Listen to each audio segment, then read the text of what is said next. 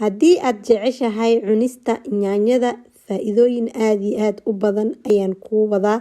Haddii aad jecleen, haddii aad ogaatid faa'iidooyinka ay leedahay yaanyada, waa rajeynayaa in aad fikirkaaga bedeli doontid.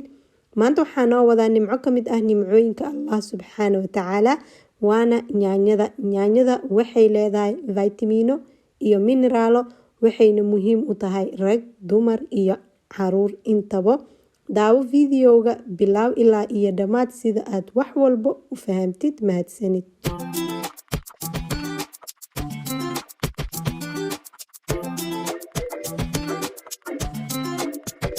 بسم الله الفتاح العليم والصلاة والسلام على رسوله الكريم. السلام عليكم ورحمة الله وبركاته. ولاليال كسو دوادا channel كينا كسو دوادا قلبي فورا.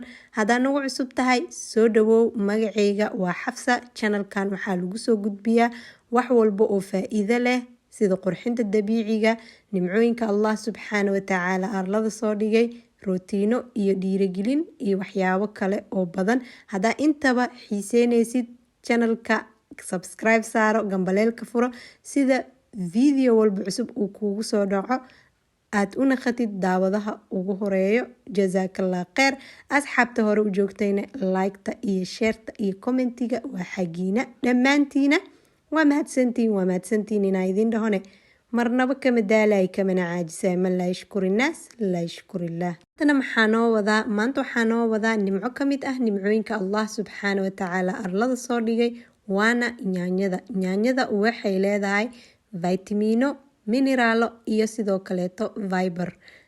Yaanyada waxay leedahay 95% biyo, sidoo kale waxaa ku jiro vitamino iyo macdano, vitamin C, vitamin A, vitamin K, vitamin B9, waxaa kaloo ku jiro fiber, waxaa kaloo ku jiro potassium, waxaa ku jiro. Yaanyada waxay leedahay maado la dhahayo beta carotene iyo sidoo kaleeto lycopene.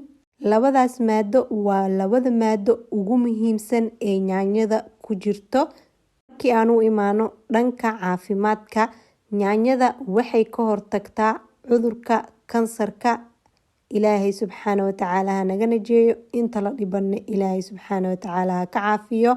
Waa anti kansar, sidoo kaleeto kansarka ragga ku dhaco iyo kan dumarka ku dhaco. Yaanyada waxay leedahay 4 kalar: gaduud, cagaar, jaalle iyo viyoolo ama purple, qof walbo siduu u yaqaano. Yaanyada ma ogtahay in aysan ahayn qudaar, ay tahay fruit. Sidoo kaleeto cabitaan ahaan ayaad u cabi kartaa, waad karsan kartaa, salaad ahaanna waad u cuni kartaa. Waxay u fiican tahay sidoo kaleeto wadnaha, wadna istaaga degdega ah way ka hortagtaa. Sidoo kale waxay u fiican tahay kolestaroolka xun ayay dejisaa, midka fiicanna kor ayay u soo qaadaa. Sidoo kaleeto dhiiga ayay nadiifisaa sababtoo ah biyo aad iyo aad u fiican ayaa ku jiro. Sidoo kaleeto waa antioxidant. Waxay kaloo u fiican tahay dadka dhiigkarkooda kor u kaco, kuwa hoos u dega ma ahan, kuwa kor u kaco. Sidoo kale waxay u fiican tahay dadka sokorta qabo. Yaanyada waxay kaloo u fiican tahay indhaha ayay aad iyo aad ugu fiican tahay maadaama ay ku jirto maado carotene iyo lycopene iyo vitamin C. Intaaseeti oo faa'iido markii ay hal meel kuugu jiraan wax badan ayaa ka faa'iideysaa. Waxay ka hortagtaa indhahaaga inay qalalaan, indhoolnimada habeenkii ah ayay ka hortagtaa. Sidoo kaleeto yaanyada waxay u fiican tahay hooyada uurka leh sababtoo ah waxaa ku jirto maadada la dhahayo fiber. Maadadaaseetine waxay u fiican tahay hooyada iyo cunuga calooshaba ku jiro. Yaanyada caloosha ayay jilcisaa oo calool istaaga ayay ka hortagtaa. Yaanyada waa fruit caloosha jilcinayso maadaama biyo badan iyo vitamino iyo macdano ku jiro.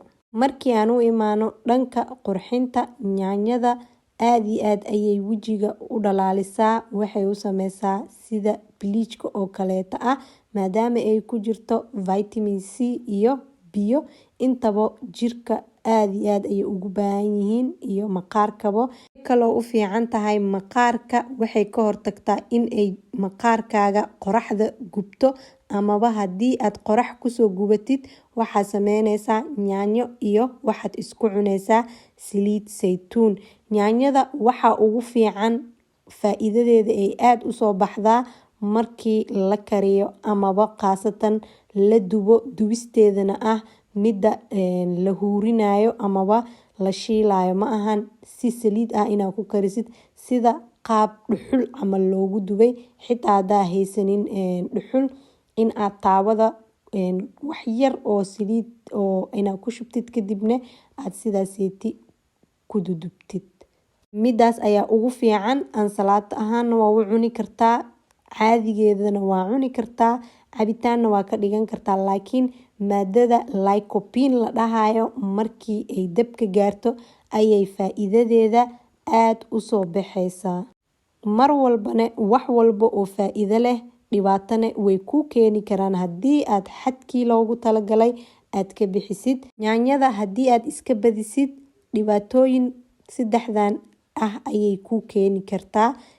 Dhibaatada ugu horeyso waxaa waaye haddii aad yaanyada iska badisid in ay laabjeex kugu dhaco. Haddii aad laabjeex qabtayna in uu kugu siyaado, sababtoo yaanyada waxay saxdaa dhanaanka caloosha. Laakiin haddii xadkii loogu talagalay aad ka badisid, dhanaankii loogu talagalay caloosha in uu siiyo inka badan markuu siiyo, waxay noqonaysaa markaas adigane in aad soo celisid uu kugu noqdo laabjeex. Sidoo kaleeto waxaa loo ogoleen in ay iska badiyaan yaanyada dadka potassium-kooda uu aad u kacsan yahay, maadaama yaanyada ay potassium leedahay. Haddii jirkaaga potassium-ka uu ku badan yahay oo yaanyadana aad badsatid, dhibaato ayay ku keeni kartaa. Sidoo kaleeto dadka kiliyaha dhagaxa uga jiro, ayagane haddii ay iska badiyaan yaanyada, dhibaato ayay u keeni kartaa. Mar walbo caafimaadkaaga ku dadaal, balse si xad ah insha Allah biidnillaahi kariim. Dhammaanteena waxaa Allah subxaanahu wa tacaala noo weydiinayaa cafi iyo caafimaad. Mar walbana ka faa'iideysta nimcooyinka Allah subxaanahu wa tacaala arlada soo dhigay. Haddii runtii aad baratiin daawo xitaa ma raadineysiin, oo daawadan Allah arlada noo soo dhigay ayaa ka badan daawada aad isticmaali lahayd. Mar walbana ogaada alcilaaju khayrun min alwiqaaya. Daaweynta waxaa ka fiican ka hortaga. Maalin walbo haddii aad cuntid hal xabo oo yaanyo, waxay ka caawineysaa waxyaabo badan oo caafimaadka jirkaaga ah. Ma u ogeed in yaanyada ay tahay fruit aysan ahayn khudaar? Qayb commentiga iigu soo qor. Dhammaanteena waxaa Allah subxaanahu wa tacaala noo weydiinayaa cafi iyo caafimaad. Jazaakallah khayr. Haddii aa intaan nala soo gaartay videoga, like-ta ha ka iloobin. Inta aan videogan video lamid ah ku kulmaynin, waxaa idinka tegayaa asalaamu calaykum waraxmatullaahi wabarakaatu. Sidaas iyo amaana Allah.